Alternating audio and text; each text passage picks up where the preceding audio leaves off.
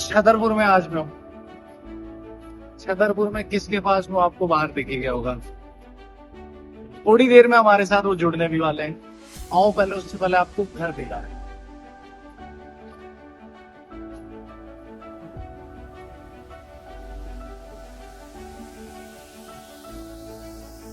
मुझे पता था ही भगवान की कोई ना कोई फोटो होगी, क्योंकि बीजेपी वालों का घर है, कांग्रेस वालों का नहीं है।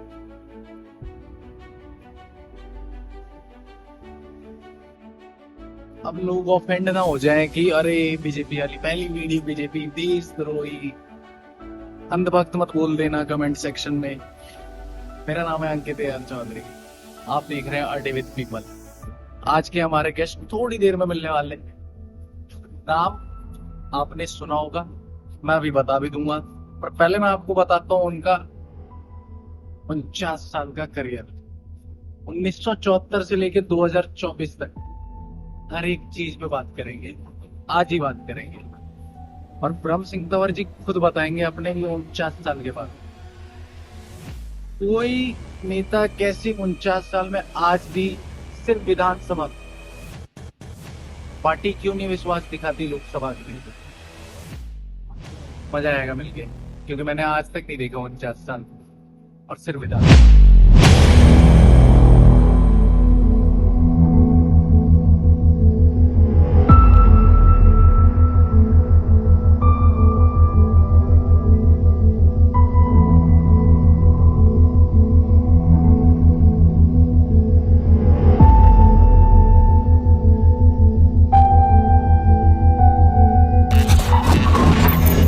जब अटल जी मेरे घर में 1980 में आए थे, 1977 में जहां से चले 1980 में वहीं लौट के आ गए। अटल बिहारी वाजपेयी जैसा इंसान कहाँ ढूंढने में मिलते हैं। मेरे अपोजिशन के लोग शोर मचाते हैं, हर बार कहते हैं कि अब की बार ब्रह्म सिंह का टिकट नहीं है, और हर बार मेरा ही आता है।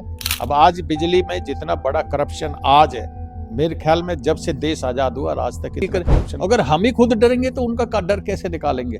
कि उनको ट्रेनिंग है केजरीवाल जी को, उसने पता नहीं पहले राजनीति में आने के पहले कौन सी ट्रेनिंग ली उसने। मुझे लगता है कि वो इनकम टैक्स में सर्विस कम की होगी और ट्रेनिंग ज्यादा ली होगी। 50,000 से लेकर के 1.5 लाख रुपए तक पर मीटर रिश्वत देनी पड़ती है। तो वो केजरीवाल का काम रहा है।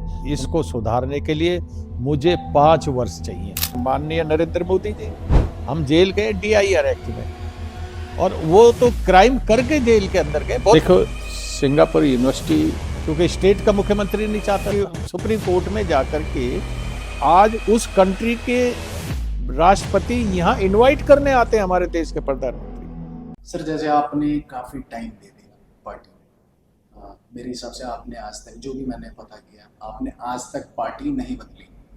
काफी सारे नेता है जिन्होंने पार्टी बदली। एग्जाम्पल दो तो यही के छतरपुर के विधायक, जो पूर्व विधायक है बट लिखवा भी नहीं सकते। मैंने बाहर पढ़ा छतरपुर विधानसभा। ऐसा क्या है जो आज तक आप इस पार्टी के साथ जुड़े रहे? सर्वप्रथम आपने कहा मैंने पूरा टाइम पार्टी में दे दिया। मैं आपको ये कहना चाहता हूं, मैंने पूरा जीवन इस पार्टी में दे दिया है। मैंने तब से होश संभाला है, और मैं नाबालिग था, मैं तब से इस पार्टी में हूं। और मैंने सुना है आप 1975 में इमरजेंसी के विरोध में आप सत्याग्रह किया और जेल में थे 1 साल। हाँ, इमरजेंसी में मैंने सत्याग्रह किया था, और हमारा जो ग्रुप था उनको 1 वर्ष की सजा भी हुई थी। तो उसमें आप भी थे? उसमें मैं भी था, और उससे पहले हम पार्टी का बाहर काम कर रहे थे।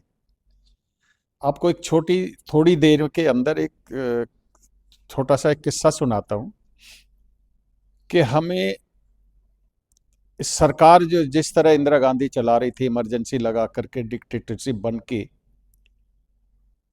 उसके विरोध में हम कुछ हैंडबिल मार्केट में बांटते थे।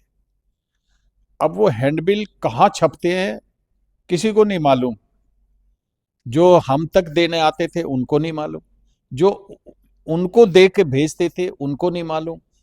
मतलब ऐसे 5-6 कड़ी तक पता नहीं होता था कि वो हैंडबिल कहाँ छपते हैं, और लास्ट में हमारे पास पहुंचते थे, फिर हम मार्केट में बांटते थे। तो हमें इमरजेंसी के दौरान महिपालपुर की खड़िया की खाने थी, हमको वहां देने के लिए हमारे दिल्ली के संगठन महामंत्री श्री धनराज ओझा जी वहां पे आते थे, और हम उन हैंडबिल को लेकर के फिर मार्केट में, बाजारों में, गांव में अलग अलग बांटते थे। तो वो हैंडबिल अगर हमारे हाथ में मिल जाए तो पुलिस इस बात का रिमांड करती थी कि ये कहाँ छपते हैं, प्रेस पे तो प्रतिबंध लगा दिया था, तो ये छपते कहाँ पे है, तो वो उसके लिए टॉर्चर करती थी। आप समझेंगे टॉर्चर किस तरह का होता था। जैसे नाखूनों में ऑलपिन गड़ा दी, पैर के नाखून प्लास से पकड़ करके उखाड़ लिए, नमक मिर्च उस जख्म में डाल दिया, और एक वो हंटर टाइप का था चमड़े का जिससे पिटाई करते थे, उसका नाम रखा हुआ था उस समय उन्होंने, पुलिस वालों ने, आन मिलो सजना।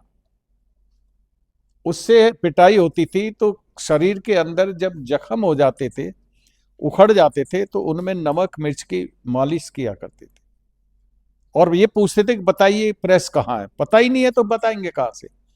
तो उस डर की वजह से हम जब महिपालपुर की खड़िया में हमें हैंडबिल पड़ता था, पुलिस को पता चल गया तो रेड पड़ गई।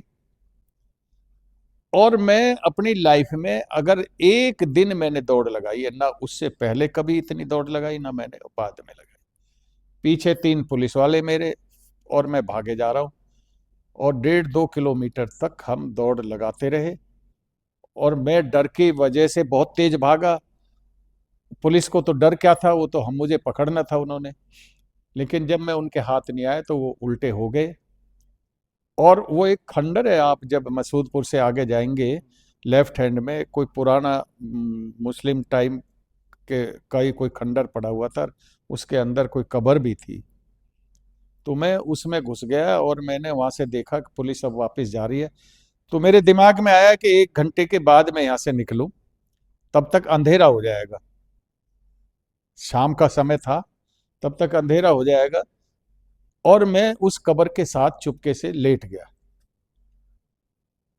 लेकिन मेरी आंख ऐसे लगी, मैं नींद में आ गया, और सुबह का सूरज जब मेरे माथे लगा तो मेरी आंख खुली। फिर मैं वहां से उठा, जो मेरे पास थोड़े से हैंडबिल थे उन्हें लेके गया मार्केट में, वो जा करके मैंने डिस्ट्रीब्यूट किए। जो दुकानें बंद थी, दुकानों के नीचे से हैंडबिल डाले, और फिर आकर के निकला।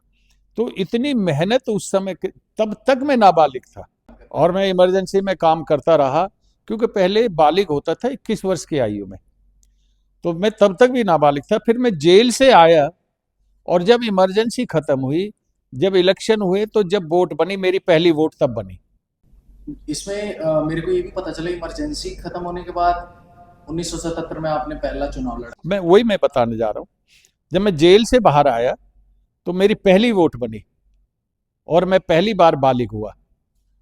और जब मैं बालिग हुआ तो मुझे चुनाव लड़ना था, जरूरी लड़ना था, मन में संकल्प भी लिया हुआ था। और संघ भी, हमारा संगठन जो है वो चाहता था कि मैं यहाँ से महरौली से चुनाव लड़ूं। टिकट कट गया था, लेकिन पार्टी से रजामंदी लेकर के इंडिपेंडेंट चुनाव में लड़ा, और दिल्ली में अकेला इंडिपेंडेंट चुनाव मैं ही जीता था, दिल्ली के अंदर। और मैं ये भी कह सकता हूं उस समय शायद देश भर में सबसे कम आयु भी मेरी थी, क्योंकि पहली बार बालिग हुआ था, पहली बार वोट बनी, पहला इलेक्शन में लड़ा था। तो उसके बाद मैं फिर, पहले भी जनसंघ में था, फिर 1980 में भारतीय जनता पार्टी का निर्माण हुआ, नए नए तरीके से बनी, तो तब से मैं भारतीय जनता पार्टी में हूँ। तो इसलिए मैंने कहा कि मेरा पूरा जीवन, मेरा तो ये कहना है, अगर मैं पूरा जीवन किसी पार्टी को दूंगा तो पार्टी को भी तो सोचना चाहिए मेरे लिए। नहीं, मेरे लिए अभी तक बहुत सोचा है, पार्टी ने मुझे सारे चुनाव लड़ाए अभी तक। तो इस बार फिर करतार जी का आने का क्या मतलब बनता है? हाईकमान से मिला होगा कि आ जाओ? नहीं, ऐसे ऐसे कभी कोई हाईकमान, कोई पार्टी नहीं कहती है, और ऐसी शर्त पे किसी को कोई ज्वाइन नहीं कराता है। टिकट तो मेरा, ये मेरे अपोजिशन के लोग शोर मचाते हैं, हर बार कहते हैं कि अब की बार ब्रह्म सिंह का टिकट नहीं है, और मैं हर बार टिकट मेरा ही आता है। हर बार यही बोलते हैं, और बार बार ऐसे ही बोलते हैं, अब की बार भी ऐसे ही बोल रहे हैं, लेकिन टिकट मैं ही लाऊंगा। और पार्टी मुझे ही लड़ाएगी। सर्वे कराती है पार्टी, ये देखती है कि कौन वजनदार कैंडिडेट है, और सर्वे के बाद में तब टिकट मिलता है। तो एम नहीं किसी को भी देंगे। सर्वे मैंने भी किया था। हाँ। मैं भी आया नगर गया। हाँ। आया नगर के लोगों का यही कहना है कि करतार सिंह तंवर के टाइम में भी कुछ नहीं हुआ, आपके टाइम में भी कुछ नहीं हुआ।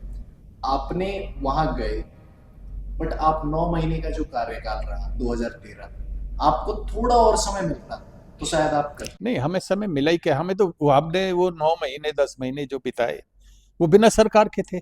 मुख्यमंत्री नहीं था दिल्ली में, मंत्री दिल्ली में नहीं थे। केजरीवाल मुख्यमंत्री बना 60 गांठ करके, और 49 दिन में उसने रिजाइन कर दिया था। उस टाइम आप विधायक थे, विधायक था मैं। विधानसभा आप भी चुन के आए थे। हाँ। उस टाइम ऐसा क्या हो गया जो सरकार नहीं बना पाई बीजेपी? इससे ज्यादा दूर नहीं थी बीजेपी उस टाइम। हाँ। और अब उसके बाद ऐसा लग रहा है नहीं बना पा रही बार बार। नहीं, उसने सरकार चलानी नहीं थी।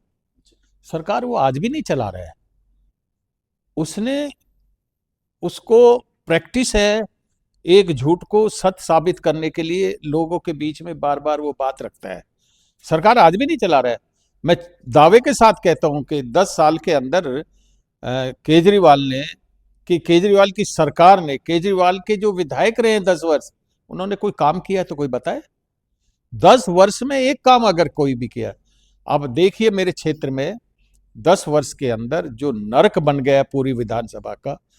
किसी भी गांव में आप चले जाइए, चलने के लिए, पैदल चलने के लिए लोग तरस रहे हैं। स्कूल में जो बच्चे जाते हैं वो जूते जुर्राब निकाल करके हाथ में लेकर के जाते हैं स्कूल में, फिर वहां पैर धो करके वो जूते जुर्राब पहनते हैं स्कूल में, फिर आते हैं, फिर घर में फिर निकाल करके आते हैं, घुटने तक पैंट चढ़ाते हैं।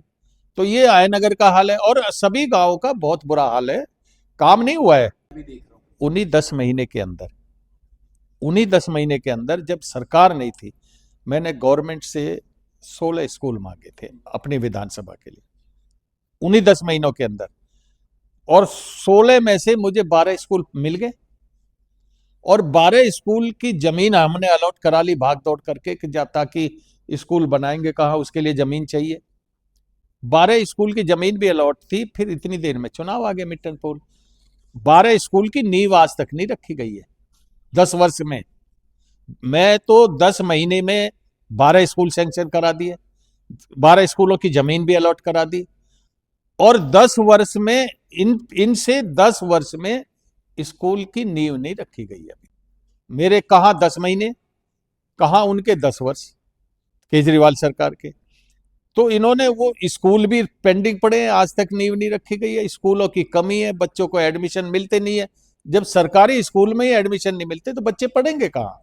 सॉरी रोकूंगा आपको, आप कह रहे हो 10 महीने में मैंने इतना कुछ किया। अभी आप 10 साल से राजनीति में भी नहीं है, मतलब सिटिंग एमएलए तो नहीं है। मैंने देखा एलजी साहब आते हैं, आप भी वहाँ होते हो, साउथ दिल्ली से सांसद रामवीर सिंह बिदोड़ी जी भी वहाँ होते हैं। अभी भी आपका प्रयास तो दिख रहा है सिंगापुर यूनिवर्सिटी के लिए। आप देखो, सिंगापुर यूनिवर्सिटी बननी शुरू हो गई थी,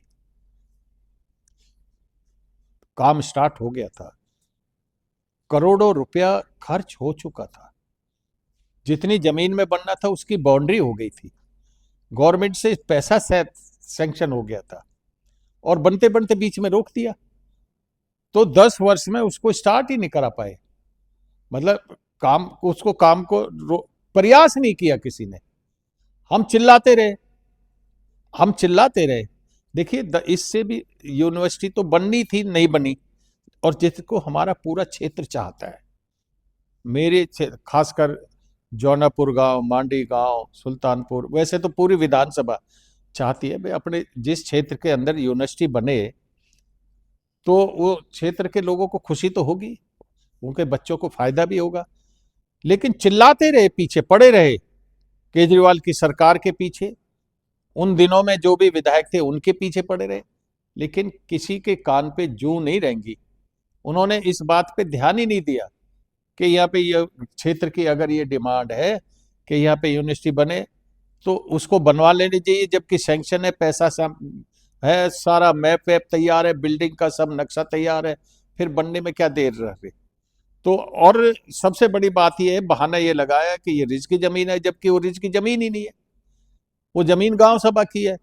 वो गलतफहमी नहीं निकाल पाए कि सुप्रीम कोर्ट में जाकर के ये गलतफहमी नहीं निकाल पाए कि ये जमीन रिज की नहीं है, ये गांव सभा की है, और फिर वो काम नहीं हो पाया।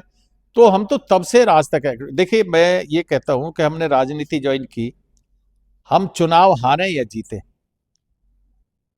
अगर चुनाव हारने के बाद में फिर वो कहता मैं नहीं मिलता किसी को, मैं चुनाव हार गया हूं, तो उसको जितनी वोट मिली वो लोग कहां जाए। तो मैं चुनाव हारूं या जीतूं, लेकिन ब्रह्म सिंह तंवर हमेशा अपने दफ्तर में बैठता है। जो भी कोई भी लोग आते हैं उनकी बात सुनता हूं, उनके जो काम भी होता है उसका सॉल्यूशन करने की कोशिश करता हूं, और लोग खुशी, और तभी आते हैं लोग जब मैं मिलूंगा। अगर मैं मिलूंगा ही नहीं तो लोग कैसे आएंगे। सर आप मिलना तो आपको पड़ेगा ही, क्योंकि आप 1977-83 दो बार काउंसलर रहे, 10 साल काउंसलर, 11 साल विधायक रहे आप इसी छतरपुर महरौली विधानसभा जब ये हुआ करती थी। फेल्योर जो है, जैसे आप कई इलेक्शन हारते हैं, 2 इलेक्शन हारे आप 2015-20, फेल्योर से आप कभी डर नहीं लगा?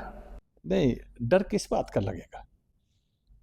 हम लोगों के डर निकालने के लिए, लोगों की समस्याओं का समाधान करने के लिए बैठे, हम उनकी अगर हम ही खुद डरेंगे तो उनका डर कैसे निकालेंगे, उनका काम कैसे करेंगे। मैं आपको इतनी बात और भी कहता हूं कि ऐसा नहीं है कि मेरा व्यवहार कुछ उस तरह का है कि लोग मेरे से डरते हैं, ऐसा नहीं है। मैं तो प्रेम से काम कराता हूं और काम मेरे होते हैं। देखिए, जिस दिन मैं चुनाव हार गया उस दिन क्षेत्र के काम बंद हो जाते हैं, अफसरशाही ज्यादा आगे बढ़ जाती है, और तो और पुलिस के बैरिकेड गांव तक आ जाते हैं, और मैं चुनाव जीत गया तो बैरिकेड हट जाते हैं। क्योंकि पुलिस तो आपके हाथ में। अरे इससे पहले तो कांग्रेस के हाथ में थी। मैं तब की भी बात कर रहा हूं। अब तो बीजेपी के हाथ में। नहीं, अभी भी बीजेपी के हाथ में है, पुलिस हाथ में है, लेकिन स्टेट तो नहीं है ना। अब ये मैं बता रहा हूं, आप ये कहोगे बीजेपी का हाथ में, स्टेट केंद्र के हाथ में है। आयुष्मान योजना थी, पूरे देश में लागू हुई, दिल्ली में क्यों नहीं लागू हुई? क्योंकि स्टेट का मुख्यमंत्री नहीं चाहता था। अगर लोगों को 5 लाख रुपए का फायदा मिलता आयुष्मान कार्ड से बीमारी में इलाज कराने के लिए, तो उनके घर से क्या जा रहा था? दे तो केंद्र रहा था, पर लागू स्टेट ने करनी थी।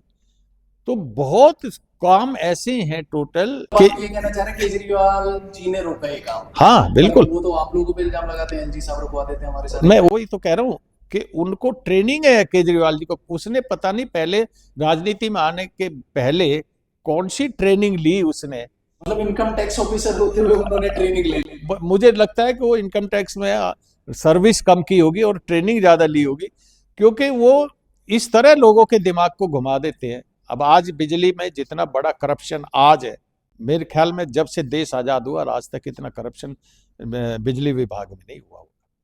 आप 1 मीटर कहीं भी आप सर्वे करें पूरे विधानसभा में, जो मीटर लेने जाता है उसे 50,000 से लेकर के 1.5 लाख रुपए तक पर मीटर रिश्वत देनी पड़ती है। तो क्यों? कहां तो ये बिजली माफ, पानी माफ, बिजली हाफ, कहां तो ये नारा दे रहा है। सर ये फ्रीबीज की राजनीति पहले तो केजरीवाल करते थे, आम आदमी पार्टी करती थी, आजकल तो हर कोई कर रहा है। बीजेपी ने भी कई ऑफर दिया है। आप ये बताइए कि जब लोगों के दिमाग में एक बात ये आ जाती है, अच्छा फ्री का मतलब ऐसा नहीं होता। एक तो सरकार की योजनाएं होती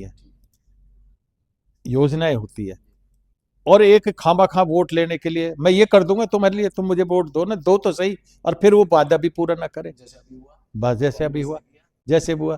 तो वो केजरीवाल का काम रहा है। उन्होंने डेवलपमेंट ना करके, खासकर छतरपुर विधानसभा के साथ 10 सालों में जो छतरपुर विधानसभा को नरक बनाया है, 10 सालों में इसको सुधारने के लिए मुझे 5 वर्ष चाहिए। वो 5 वर्ष जनता आपको देगी। और मैं इसलिए चुनाव लड़ूंगा। और जो ये प्रचार कर रहे हैं कि ब्रह्म सिंह को तो टिकट ही नहीं मिलता, मान लो नहीं मिला तो हर बार होता है ये, जैसे आप मुझे कह रहे हैं ना, ऐसे अपोजिशन के लोग ये प्रचार करते नहीं मिलेगा ही नहीं, और फिर मैं लेके आ जाता हूँ। आपने अभी बिग बॉस देखते हैं? बिग बॉस देखते हैं, टीवी वगैरह देखते हैं? कम टाइम कहाँ मिलता है। छोड़ो, हाँ। बग्गा जी को जानते हैं, तजिंदर सिंह बग्गा जी, हाँ, बिग बॉस में गए हैं, तो कैसा व्यवहार है बग्गा जी का? नहीं मैंने देखा नहीं है, मैं सही बता रहा बग्गा जी से आप आज तक नहीं मिले? हूँ। वैसे कभी मेरी फेस टू फेस कभी बात नहीं हुई उनसे। जैसे आप अभी मैं देख रहा था, आप वाजपेयी जी से मिले, काफी सारे लोगों से। हाँ हाँ। कौन सा एक व्यक्ति, कौन सा एक राजनेता आपको हमेशा प्रेरणा देता रहा कि मैं इसकी तरह मुझे करना है? नहीं, मुझे जब जनसंघ थी, मैं तब से इस पार्टी में हूँ, और जब जनसंघ थी तो मैं कई लोगों से बहुत प्रभावित था, नेताओं से प्रभावित तो सभी से था, क्योंकि जनसंघ में ही ऐसे लोग हमने देखे थे कि सुबह हमारे जो इतने वजन के नेता रहे हैं, इतने पार्टी के को यहाँ तक पहुँचाने वाले जो नेता रहे हैं, सुबह स्वयं अपने हाथ से आटा गूंद के, अपने हाथ से रोटी बना के, खाना खा खू करके फिर पार्टी का प्रचार करने निकलते थे। ऐसे लोगों से मैं बहुत प्रभावित हुआ। तो ऐसे उनमें केदारनाथ साहनी, विजय कुमार मल्होत्रा, मदन लाल जी खुराना, ये सब लोग थे। और फिर उनके साथ अटल जी, अटल बिहारी वाजपेयी जैसा इंसान कहाँ ढूंढने में मिलते हैं उनका। और एक बार ऐसे ही मजाकों में छेड़ दिया अटल जी कि जी आप कभी देहात में भी निकलो, तो बताइए किसके यहाँ आना है। मैं कहा जी मेरे यहाँ, बताइए डेट। मैं कहा जी इस तारीख को आना है। आप लिखिए उनका क्रेज कितना था। जब अटल जी मेरे घर में 1980 में आए थे, हमारा अंदर घर है, पुराना घर, ये मेरा घर बाद में बना है। तो जब वहाँ पे आए थे तो उनको खाने पे बुलाया था। आप मानेंगे लगभग 16-17 हजार आदमियों ने उनके साथ खाना खाया बैठ। इतने लोग उमड़ के आए और मुझे मालूम था इतने लोग आ जाएंगे। हमने उससे भी ज्यादा खाने का अरेंजमेंट इसलिए किया था कि अटल जी आ रहे हैं। अटल जी के नाम से लोग भागते थे, पागल थे, दीवाने थे अटल जी को देखने के लिए, उन्हें सुनने के लिए। तो जब आकर के वो घर पे बैठे तो लोगों ने कहा कि जी बोलिए बोलिए। उन्होंने कहा हम तो खाने के पे आए हैं, हम बोलेंगे क्यों। तो लोगों ने कहा नहीं नहीं बोलेंगे। तो उनको खड़ा कर दिया। फिर खड़े हुए, भूखे भजन न होए गोपाला, ये लो अपनी कंठी वाला, और फिर बैठ गए। फिर लोगों ने शोर मचाया, फिर खड़े हुए तो बोले। और जब जनता पार्टी जो बनी थी, वो जनता पार्टी टूट गई थी और भारतीय जनता पार्टी का निर्माण हुआ था। और जब उन्होंने एक शब्द कहा था, हम 1977 में, इमरजेंसी खत्म हुई जब जनता पार्टी बनी, 1977 में जहां से चले 1980 में वहीं लौट के आ गए। तो फिर से नई पार्टी का निर्माण हुआ, ये शब्द पहला उन्होंने बोला। और आज ये बात अगर हम कहीं भी कहें, जो पुराने व्यक्ति है यहाँ, कि हम 1977 में जहां से चले, तो वो पूरा कर देंगे आपके सेंटेंस को कि 1980 में वहीं लौट के आ गए। तो उन पे लोगों का इतना वो था। तो अटल जी के भी, आडवाणी जी के भी ऐसे ऐसे ऐसे करैक्टर भारतीय जनता पार्टी में रहे हैं, जनसंघ से लेकर के भारतीय जनता पार्टी में। अब वही करैक्टर तो है आज हमारे देश के यशस्वी प्रधानमंत्री, जिन्हें भारतवर्ष ही नहीं, जिन्हें पूरा विश्व पूज रहा है, जिन्हें पूरा विश्व उनके ऊपर विश्वास कर रहा है। नाम ले दीजिए आप तो। हमारे माननीय नरेंद्र मोदी जी, उनको पूरा विश्वास करता है। जिन कंट्रियों में हमारे देश को के प्रधानमंत्री को लेने के लिए साधारण मंत्री आया करता था, आज उस कंट्री के राष्ट्रपति यहाँ इनवाइट करने आते हैं हमारे देश के प्रधानमंत्री। ये छोटी बात है क्या? तो ये ऐसे भारतीय जनता पार्टी में ही स्टार हो सकते हैं और कहीं नहीं हो सकते। तो इसलिए भारतीय जनता पार्टी से मेरा बचपन से ही लगाव है और बचपन से ही है। और आज तक मैंने कभी मैं तो सोच ही नहीं सकता, कोई और भी नहीं सोच सकता कि हम पार्टी बदल के कहीं जाने वाले हैं। कभी तो छोड़ने का मन आया होगा सर, छोड़ो रिकॉर्डिंग में, कभी तो आया होगा छोड़ने का मन। छोड़ने का मन तो कभी भी नहीं आया। हिंदू मुस्लिम की राजनीति चल रही है, बीजेपी करती है? कोई है आपका दोस्त मुस्लिम? बहुत है, दोस्त भी हैं, वोटर भी हैं थोड़े। पहले ज़्यादा थे मेरे, आधा 50% मुस्लिम वोट मुझे देता था, और अब कम है क्योंकि ये मूवमेंट थोड़ी तेज हो गई है। लेकिन ये बात तो जरूर है कि इसको और ज़्यादा हवा देने की बात है। जब मुस्लिम ने ये सोच लिया ना कि हम एकत्र हो रहे हैं, तो राजनीतिक आदमी को तो दूसरी भी तो वोट चाहिए। भाई ये तो नहीं दे रहे हमें कि ये तो हिंदुओं की पार्टी है। पार्टी हिंदुओं की थोड़ी है, सभी है पार्टी में। भारतीय जनता पार्टी में मुसलमान नेता नहीं है क्या? बहुत है। शाहनवाज जैसे हैं, काफी लोग हैं। सजाद पूनावाला? हाँ, बहुत है। और लेकिन उन्होंने प्रेस्टेज को ऐसे बना लिए, तो बीजेपी को भी चाहिए कि उनको भी तो वोट बैंक बने। तो वो भी, और उन्होंने भी किया है। क्या है, हिंदू बड़ा भाई है पूरे देश में, मुसलमानों को भी, सबका। और वो भगवान राम को पूजते हैं, और भगवान राम हिंदुस्तान में पैदा हुए हैं, वहां उनका जन्म हुआ है। तो उनका मंदिर वहां नहीं बनेगा तो कहां बनेगा? क्या अरब कंट्री में जाके बनाएंगे? तो उनको क्यों तकलीफ होती है कि भगवान राम का मंदिर यह हिंदुस्तान के अंदर क्यों बना रहे हैं? ये मुद्दा था, कब से लटका आ रहा है, कब से लटका आ रहा है। और लटकते लटकते 500 वर्ष से तो ज्यादा कोर्ट में ही खिंच गए। तो ये मुद्दा आ रहा था, तो इसको, मंदिर को बनाने की ताकत भी भारतीय जनता पार्टी में यशस्वी प्रधानमंत्री नरेंद्र मोदी को ही थी। संगठन के साथ मिल करके उन्होंने इस समस्या का समाधान कर दिया। अब 370 हटानी गलत थी क्या? ये इन्होंने राष्ट्र का मान सम्मान बढ़ाया है। और उस पे भी बोला महबूबा मुफ्ती वगैरह ने। वो बोलेंगे, वो तो बोलेंगे। अच्छा, तकलीफ इस बात की है, महबूबा बोलती है, ठीक है, और ये कई मुसलमान नेता बोलते हैं, ठीक है, नदियां बहाएं खून की, वो कुछ भी करें। लेकिन ये जो दूसरी पार्टियां, अपोजिशन की पार्टियां बोलती है, यहां शर्म आती है। कांग्रेस बोलती है, यहां शर्म आती है। अखिलेश बोलता है, यहां शर्म आती है। ये हिंदुस्तान में रह करके मैं तो इनको राष्ट्र विरोधी मानूंगा जब ये 370 का विरोध करेंगे। तो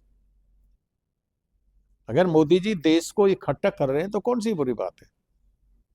और मेरी फेस टू फेस कभी हमारे देश के प्रधानमंत्री जी से वार्तालाप नहीं हुई, लेकिन मुझे ये विश्वास है कि ये पीओके को भी जल्दी से लेकर के देंगे हमारे देश को। पक्का? पक्का। देख लो, जब ये मैं डालूंगा वीडियो फिर खुश हो जाएंगे। हाँ, छतरपुर की जाता कि ब्रह्म तो जी ने। हाँ, पीओके को भी वो लेंगे, क्योंकि उन्होंने अपने राष्ट्र को कंप्लीट कर रहे हैं। जो हमारा राष्ट्र लूटा है, लोगों ने इसको ले गए चारों तरफ दबा करके, उसको पूरा करना है। सम्मान वापिस ले लिया है, इज्जत राष्ट्र की बढ़ा दी है, और गौरव अपना प्राप्त कर लिया है देश के नागरिकों का भी। हम भारत में रहते हैं, जहां हमें गालियां मिलती थी वहां हमारा सम्मान होता है। तो हमारा केवल इसी भारतीय जनता पार्टी के द्वारा ही हुआ है, ये नरेंद्र मोदी जी के ही द्वारा हुआ है। और आज कंट्रियां आपस में लड़ती है तो फैसला नरेंद्र मोदी जी कराएं, ऐसी कंट्रियों की संभावना रहती है कि नरेंद्र मोदी जी ही फैसला कराएं। तो बड़ा मानते हैं वो, जब ही तो कराएं। तो ये खूबियां केवल 1989 में बारी दिल्ली से लोकसभा प्रत्याशी आप बने, नामांकन भी भर दिया आपने। अजीत सिंह की पार्टी से गठबंधन हो जाता है, फिर आपको उस सीट से अपना नामांकन वापस लेना पड़ता है। ऐसा क्या हुआ जो आपको इंडिपेंडेंट लड़ लेते आप उस टाइम? हुआ ऐसे था कि पार्टी ने मुझे कैंडिडेट पार्लियामेंट का चुना 89 में, और टिकट भी दे दिया, सिंबल दे दिया। और सिंबल देने के बाद में नॉमिनेशन भी फाइल कर दिया। नॉमिनेशन फाइल करने के बाद में जब विड्रॉल की डेट आती है, वो डेट भी लास्ट आ गई थी, उस डेट का भी आधा दिन निकल गया था। तो तब पार्टी का आदेश आया कि हमारा इस सीट पे अलायंस हो रहा है और चौधरी अजीत सिंह की पार्टी से अलायंस हुआ है और उनकी डिमांड केवल ये बाहरी दिल्ली मांगने की है। अब पार्टी का आदेश है, पार्टी ने टिकट दिया, पार्टी वापस ले रही है तो देना है। तो पार्टी का आदेश हुआ कि आप जल्दी से जल्दी अपना नाम विड्रा करके आए और ताकि ये सीट को हम उनके खाते में दे रहे हैं। मैंने कहा ठीक है, जो पार्टी का आदेश है किया। और मजेदारी बात यह है कि जब मैं विड्रा करने गया केवल 5 मिनट बचे थे, दिन नहीं बचे थे, घंटे नहीं बचे थे। 5 मिनट खत्म हो जाते फिर? नहीं, वो तो फिर पार्टी जो निर्णय लेती वो करते उसमें कोई बात नहीं, पर वो हो गया विड्रा। फिर 91 में फिर मुझे यहाँ से ही लड़ाना था, तो 91 में पार्टी ने मुझे कहा कि फरीदाबाद से, क्योंकि वहाँ पहला भारतीय जनता पार्टी का चुनाव मैं लड़ा, पहला चुनाव। उससे पहले बीजेपी कभी वहाँ चुनाव नहीं लड़ी थी। पार्टी ने मुझे कहा कि आप वहाँ जाके फरीदाबाद से जाके नॉमिनेशन भरो। मैं कहा जी मेरा कोई वहाँ जानकार है नहीं, मैं वहाँ नहीं लड़ पाऊंगा। क्या लगे नहीं, अभी ये पार्टी का आदेश है। तो मैं गया, आदेश तो मानना है, पार्टी का आदेश है तो गया, मैं चुनाव लड़ा। लेकिन वो मेरा चुनाव ऐसा हुआ जहां एक मेंबर नहीं होता था, समिति नहीं थी, मंडल नहीं था। वहां मेरे बाद में और आज तक कोई, वहां बीजेपी का भी चुनाव नहीं आ रही है, वहां आज तक बीजेपी वहां पे स्टैंड करी है। बात करते हैं आप कृष्णपाल जी से? हाँ, क्यों खूब होती है। कैसे संबंध है कृष्णपाल जी से? ठीक ठाक? मेरा उनसे संबंध हुआ जब मैं 91 में फरीदाबाद में लोकसभा का चुनाव लड़ लिया हूँ, तो उसके बाद मेरा संबंध हुआ। जब भी चुनाव के दौरान जब राजीव गांधी की हत्या हो गई थी, तो उन दिनों एक गैप हो गया था 20 दिन का। उस 20 दिन के बीच में मेरे लोकसभा क्षेत्र में 2 पोलिंग बूथ का दोबारा से वोटिंग होनी थी, तो मैं उसमें गया हुआ था। वहाँ कृष्णपाल जी मुझे मिले, उन्होंने कहा मैं बीजेपी ज्वाइन करना चाहता हूँ। तो मैंने उनको रास्ता बताया कि सुषमा स्वराज जी को मिलो, वो प्रभारी हमारी दिल्ली की, आप उनको जा कर के मिलो। उन्होंने ज्वाइन किया, उसी दिन से वो भी भारतीय जनता पार्टी में है और अच्छे साबित हो रहे हैं, काम कर रहे हैं बहुत बढ़िया ढंग से। तभी वो दोबारा पार्लियामेंट में जीत करके आए हैं और दोबारा मंत्री बने हैं। आपको ऐसा नहीं लगा तंवर जी कभी, क्योंकि मैंने ये भी सुना करतार सिंह तंवर को आपने निगम का चुनाव लड़वाया था? हाँ, वो बिल्कुल लड़ाया था। आपने कृष्णपाल जी को भी बीजेपी ज्वाइन कराई? नहीं, मैंने डायरेक्टली आपने हाँ आपने सजेशन दिया। हाँ, कृष्णपाल जी लोकसभा बैठे, आपको कभी ऐसा नहीं लगा कि पार्टी बायस हो रही है या पार्टी के फैसलों में कुछ है इशू? नहीं, ऐसा कुछ नहीं है। ये ऐसा होता है क्षेत्र में अलग अलग। अगर मैं दोबारा फरीदाबाद से लगता तो मैं भी एमपी बनता था, पर मैंने दोबारा खुद ही मना कर दिया था कि मैं नहीं लड़ना चाहता वहां से। दोबारा मुझे कहा था, और बल्कि जो दोबारा जीते थे मैं उनको लेके गया था। मैं कहा जी इनको टिकट दो आप, तो कह लगा क्यों आप नहीं लड़ोगे? मैं कहा जी नहीं, मैं नहीं लड़ूंगा वहां से। तो दोबारा भी चांस मिलता तो अच्छा रहता, मैं वहां से लड़ता तो मैं जीतता दोबारा। लेकिन मैं राजनीति के साथ साथ थोड़ा सा किस्मत पे भी विश्वास करता हूँ। तो अगर मैं वहां दोबारा लड़ता तो मैं सांसद बनता। मतलब आप ज्योतिष के पास भी जाते रहते बीच बीच? नहीं, ज्योतिष की नहीं, मैं मानता हूँ, मैं ऐसे धर्म में पैदा हुआ हूँ, तो थोड़ा बहुत। अरविंद केजरीवाल की राजनीति को कैसे देखते हैं? नहीं, वो राजनीति नहीं करता। उन्होंने दिल्ली का भट्टा तो बैठा ही दिया है। वो जो कुछ कर रहे हैं वो अपने लिए करता है। अगर वो अच्छी राजनीति करता है तो उनको क्या जरूरत थी वहाँ तिहाड़ जेल के अंदर जाकर रेस्ट करने की। सरकार के साथ चोरी करके, ये शराब वाले कांड में और इस तरह खिलवाड़ करके, तो तब क्राइम बना उनके ऊपर, उसमें गए हैं जेल। हम तो DIR में गए हैं, हम जेल गए DIR एक्ट में, और वो तो क्राइम करके जेल के अंदर गए, बहुत फर्क है। अभी मैंने देखा आप राव नरवीर जी के लिए बादशाहपुर में भी चुनाव प्रचार में लगे, तेजपाल जी के लिए भी आपने सोना में चुनाव प्रचार किया, आप रामवीर जी के लिए भी चुनाव प्रचार करते हुए कई बार दिखे हैं। आपके चुनाव प्रचार में यही सहमति, बहुमत, सपोर्ट दिखाएंगे ये सारे हाँ बिल्कुल दिखा है। पार्टी के आदेश के हिसाब से या दोस्ती अपने संबंध के हिसाब से? नहीं, मेरा तो ऐसा था कि लंबा टाइम राजनीति में रहा हूं, बहुत अधिक लोगों को रोजगार भी दिलाया था। अब रिटायरमेंट उनकी हो रही है इन दिनों में। तो एनसीआर में, एनसीआर का लगभग हर गांव मुझे नाम से जानता है, हर गांव, एनसीआर का हर गांव, और हर गांव से भी अलग डीप में भी, क्योंकि लंबा टाइम हो गया राजनीति में करते और फिर अपने मन से पॉजिटिव काम करते रहे। हमने केजरीवाल की तरह धन नहीं लूटा लोगों से, हमने कांग्रेस की तरह लोगों में डकैतियां नहीं डाली, हमने क्षेत्र के काम किए, क्षेत्र के लोगों के काम किए। अब इतने सारे हजारों लोगों को रोजगार देना ये भी कोई छोटी बात नहीं, और उनका परिवार पल रहा है, उनका खर्चा चल रहा है, और जब रिटायर हो रहे हैं तो 10, 20, 30, 40 लाख उनको रिटायरमेंट पे मिल रहा फंड, और फिर पेंशन भी मिल रही है।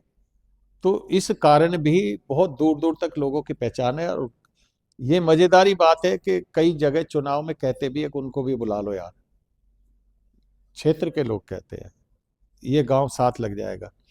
अब यहाँ सोना क्षेत्र में, पलवल क्षेत्र में, दूर दूर तक, बुलंदशहर तक भी, सिकंदराबाद तक भी, इधर सोनीपत तक भी, ये सब गांव मेरे से परिचित हैं, और उनसे दो बात कहते हैं तो कम से कम एक बात वो मान भी लेते हैं। मतलब मैं ये मान के चलूं आपके इलेक्शन में ये सारे बिना हाँ, पार्टी आदेश दे न दे अपने संबंध पे आपके साथ खड़े मिलेंगे, खड़े तो मैं मिलेंगे। ये उस टाइम आके देख सकता हूँ। बिल्कुल और बिल्कुल, नहीं मिले तो फिर मैं तंवर जी को कभी भी बोल सकता हूँ, तंवर जी नहीं मिले, नहीं मिलेंगे, आप खुले दिल से जाते हैं, आपके साथ कोई खड़ा नहीं हुआ। मिलेंगे। अभी पार्टी की बात थी तो इसलिए मैं सोना क्षेत्र में भी गया, मैं बादशाहपुर क्षेत्र में भी गया, दोनों विधानसभा में मेरा ज़्यादा चक्कर लगा, और जहाँ जहाँ कह सकता था सबको कहा भी, और वहाँ रिजल्ट पॉजिटिव भी आया। खैर आपने सभी को मैंने कल का रिजल्ट भी देखा, आपने जिस जिसके लिए किया सभी ने जीत हासिल करी, और मेरी तरफ से भी शुभकामनाएं। मेरे को एक ही सवाल, ऐसा क्या हो गया हरियाणा में कि लोकसभा के चुनाव के परिणाम कुछ और थे और विधानसभा आते आते चुनाव परिणाम बदल गए? कहीं मुझे ऐसा लग रहा है, देखो तौर जी फैक्ट है, मुझे जो लगता है मनोहर लाल खट्टर को हटा के पार्टी ने डिसीजन अच्छा लिया था। इट मींस नायब सैनी ने कमाल कर दिया। देखिए, पार्टी तो डिसीजन ठीक ही लेती है, पर कुछ लोगों को कैसा भाता है, किसी को कैसे भाता है। और ये जो सरकार की बात थी ना कि ये था, ये ऐसा होता है, लोगों ने ये सोचा 10 साल हो गए एंटी कंबेंसी होगी, थी नहीं। उन 10 सालों में हरियाणा में जो सरकार ने काम किए ना, खासकर कुछ लोगों को छोड़ करके लोगों को मन भाए हैं। आप ये देखिए, बहुत ही गरीब परिवार से, और दो बच्चे आईएएस सेलेक्ट हो रहे हैं या आईपीएस हो रहे हैं, अच्छी नौकरियों पे जा रहे हैं, एक घर से। उनका पहले अप्रोच ही नहीं हो पाती थी, ये प्रतिबंध लग गया था, कोई भी बिना अप्रोच के होंगे भर्ती, किसी के सिफारिश नहीं होगी। तो बहुत काबिल बच्चे हैं जो गरीब बच्चे घरों से जा करके अपनी काबिलियत दिखाते हैं, सेलेक्ट हो जाते हैं। तो ऐसी बहुत बातें थी जो सिफारिश के बिना लोगों को आसानी से मिल पाई, वो इन 10 सालों में हुआ, पहले नहीं होता था। पहले जिसकी सिफारिश थी उसका काम होता था। आपने तो हैट्रिक लगा ली, बीजेपी ने हैट्रिक लगाई है, जो आज तक नहीं हुआ हरियाणा में इस बार हो गया। मेरा एक और सवाल आपसे दिल्ली के ऊपर, डीसीडी के ऊपर आपको पता होगा सिविल डिफेंस के बारे में। सिविल डिफेंस छतरपुर में जो मैंने एक आंकड़ा निकाला, 254 लोग हैं जो डीसीडी से जुड़े, आज वो बेरोजगार। क्या करेंगे आप? ऐसा जनता आपको मौका देने के लिए तैयार है, पर वो आपसे एक्सपेक्ट तो करती है ना इन सब चीजों को। मैं ये कह रहा हूं कि जब चुनाव आएंगे ना, अब वो फरवरी में चुनाव है, कब चुनाव है? फरवरी के फर्स्ट वीक में तक हो सकते हैं, क्योंकि ड्यूज है, तभी के ड्यू है। तो ये चुनाव से पहले लोगों को झूठ बोल बोल करके झांसा देता है, मैं ये कर दूंगा, मुझे जिताइए।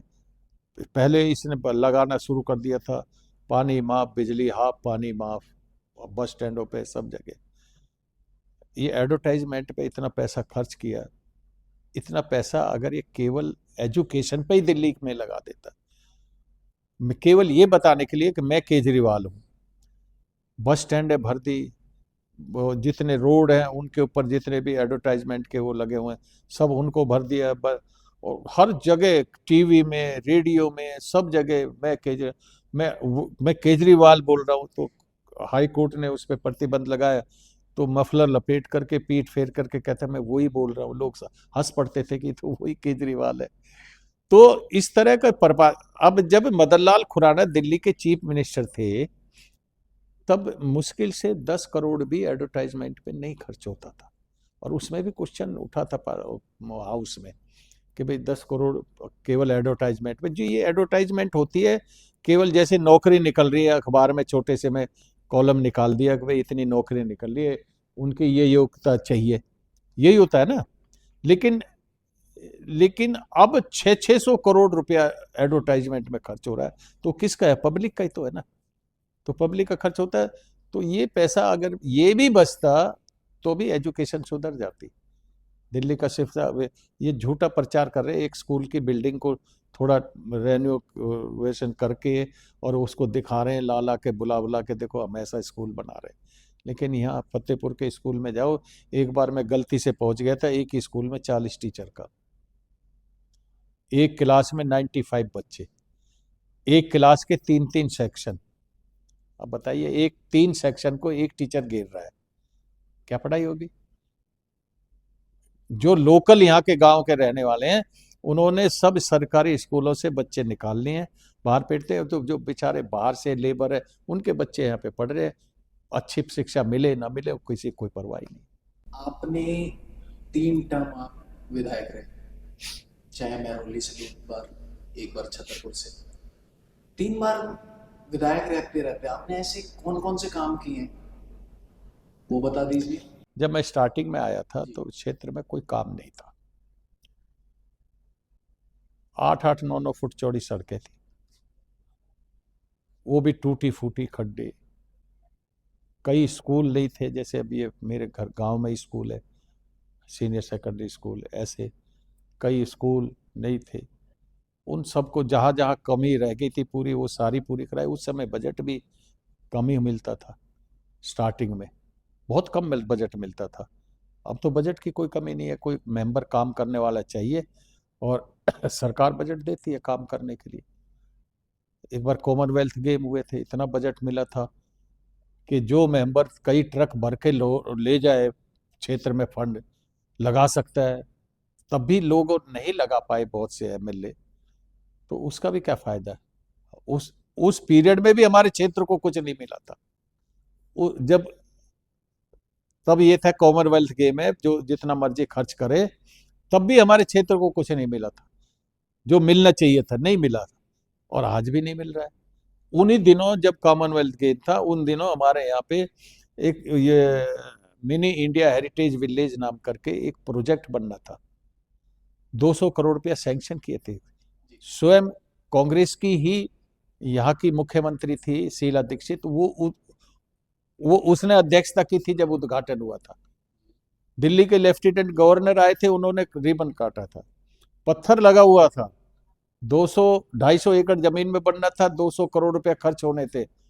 लघु भारत, एक पार्क ऐसा बनाना था, पूरे भारत का नक्शा इसमें बनना है। देखिए, वो एशिया तक के लोग उसको देखते, भीड़ होती, रौनक होती, डेवलपमेंट होता क्षेत्र का। उन्होंने उसको भी नहीं बनाया, बाद में उसको भी उखाड़ के फेंक दिया था। जब हम कहने लगे रोज कि ये पत्थर लगा हुआ है और यहाँ के विधायक और यहाँ की सरकार कुछ नहीं कर रही है, तो वो पत्थर को उखाड़ के ले गए वहां से। तो ऐसा भी यहाँ पे हाल हुआ है ऐसा। तो यह काम किया नहीं, लेकिन काम अब होना था। मैंने जो 10 महीने में अब काम किया था, अगर उसी को पूरा कर ले, मैं तो यहाँ पे एक 50 किलोमीटर का तो लेक बनवाना चाह रहा था जिसमें पानी भरना था जी। हमने 4 महीने जमुना जी जब बहती है दिल्ली से, वो पानी समुद्र तक चला जाता है। हमने तो उसमें से कुछ पानी लेकर के यहाँ पे स्टॉक करना था। 8 महीने वो पानी चलता, फिर अगली बरसात में 4 महीने फिर पानी भरते, फिर 8 महीने वो चलता, तो वो एक रोटेशन बन जाती, तो इस क्षेत्र में पानी की कमी पूरी हो जाती। यहाँ वाटर ट्रीटमेंट प्लांट लग जाता, या मोटर वोट लागू कर दी जाती, तो इतना काम यहाँ पे होता, पूछो मत ना। जो काम उस टाइम आपसे नहीं हुए, इस बार तो हो जानी चाहिए। नहीं, अब सरकार अपनी आएगी तब होंगे ना। मैंने क्या कहा कि ये जो पीछे के 10 वर्ष के जो काम है, जो बेड़ा गर्क हुआ है, खासकर हमारी छतरपुर विधानसभा का, इन 10 वर्षों में उन 10 वर्ष के कामों को पूरा करने के लिए मुझे 5 साल चाहिए।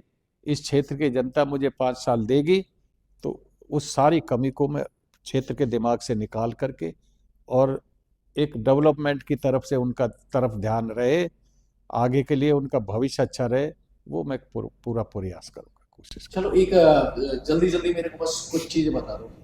रैपिड फायर खेलते हैं ऐसी, कुछ सवाल है, मैं ऑप्शन देता हूँ, आप उनमें से एक ऑप्शन चूज कर लेना। फेवरेट चीफ मिनिस्टर, पसंदीदा चीफ मिनिस्टर अरविंद केजरीवाल, दूसरा आदित्यनाथ योगी जी, तीसरा हेमंत विश्व शर्मा जी, चौथा भूपेश बघेल।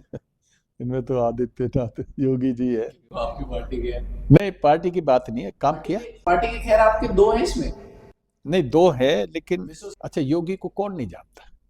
विश्व शर्मा जी को कौन नहीं जानता। अभी जो हमने वीडियोस देखी विश्व शर्मा जी की, उनका काफिला जा रहा था, तो किसी डीएम ने वहां रुकवा दी थी, मतलब ग्रीन कॉरिडोर बनाया था। वो जो उतर के आते, इतना प्यार मिला हेमंत विश्व शर्मा जी को। आसाम में फ्लड आया, एज अ चीफ मिनिस्टर। मैं मानता हूं, पर राजनीति के हिसाब से जो स्टेट वो यूपी चला रहे हैं, हर स्टेट वाला ये चाहता है कि हमें योगी मिल जाए। खैर समझ सकता हूँ मैं ये बाइसनेस, क्योंकि शर्मा जी शायद कांग्रेस से आ रहे हैं। फेवरेट पॉलिटिशियन कौन लगता है आपको? 4 ऑप्शन देता हूँ। नरेंद्र मोदी, अमित शाह जी, नितिन गडकरी जी, राजनाथ सिंह जी। नहीं, चारों ही बहुत अच्छे हैं, पर नरेंद्र मोदी जी महा अच्छे हैं, चारों ही अच्छे हैं। और आप क्या गडकरी जी का नाम हर आदमी नहीं लेता है, राजनाथ जी को मैं खुद भी गडकरी सब जी जानते हैं, लेकिन नरेंद्र मोदी जी इन चारों में इसलिए गिने जाते हैं कि वो विश्व के नेता है। और आपको अगर कभी चुनने का मौका मिले, पार्टी हाईकमान बोले कि चुनो, तंवर जी आप ही बताओ आपको क्या लड़ना है, विधानसभा या लोकसभा? नहीं, अभी तो फिलहाल विधानसभा है। कमान मूल्य मांगो, आप क्या मांगते हो? तब आप क्या नहीं, अब मांगते लोकसभा तो हो गई चुनाव, अब तो विधानसभा है और विधानसभा चुनाव लड़ेंगे। हो? मैं छतरपुर में अभी आपके जब गांव आया, मैं 4 दिन यहाँ रहा, मैंने देखा तंवर तंवर तंवर, मुझे डाउट हुआ तंवर का ही गाँव है क्या है? कोई तंवर से हटके कोई आज तक हिम्मत नहीं कर पाया। नहीं, पार्टी भी वहां वोट देती है जहां वोट ज्यादा वोट होती है। अब मान लिया तंवर एक लड़े, तो सारे तंवर मिलके एक तरफ निकल जाएंगे, तो मेजोरिटी को टिकट देते हैं। अभी कलकत्ता में गैंगरेप देखने को मिला। गैंगरेप तो नहीं था, खैर रेप था, जो भी हुआ। और ममता बनर्जी जी खुद चीफ मिनिस्टर है, खुद होम मिनिस्टर है, और वही प्रोटेस्ट कर रही हैं। आप कैसे देखते हैं इन सब चीजों को?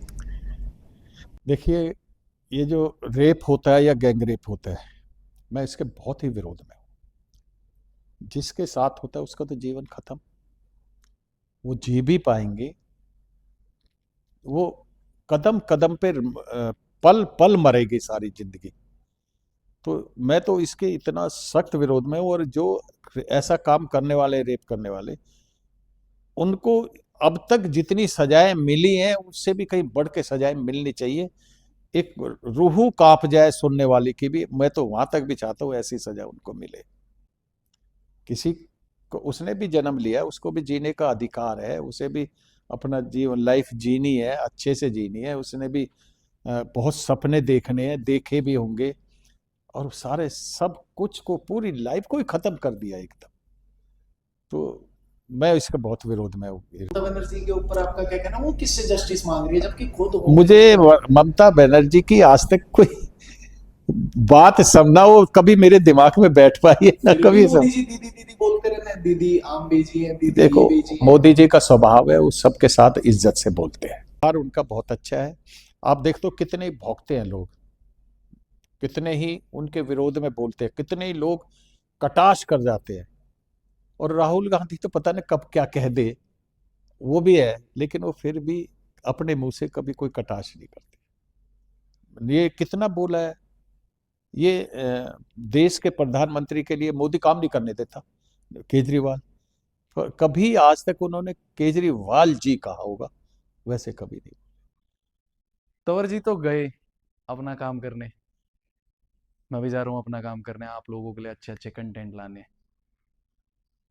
यहाँ तक वीडियो आपने देखी है तो अगली भी देखिएगा, क्योंकि आर डे विथ पीपल में डिफरेंट टाइप के गेस्ट आएंगे। इस बार पॉलिटिशियन थे, अगली बार कोई और, शायद कभी आप भी हो।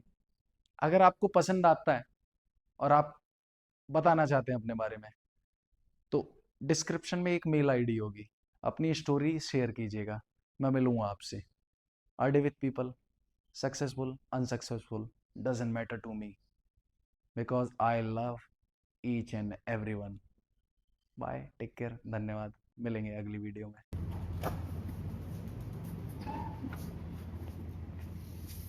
पार्टी ऑफिस में कोई नहीं है, और यहीं रह गया पार्टी ऑफिस। तंवर जी कहीं गए हुए हैं, सोफा ठीक है। पैसा पैसा बीजेपी वालों के पास नहीं होगा तो किसके पास होगा।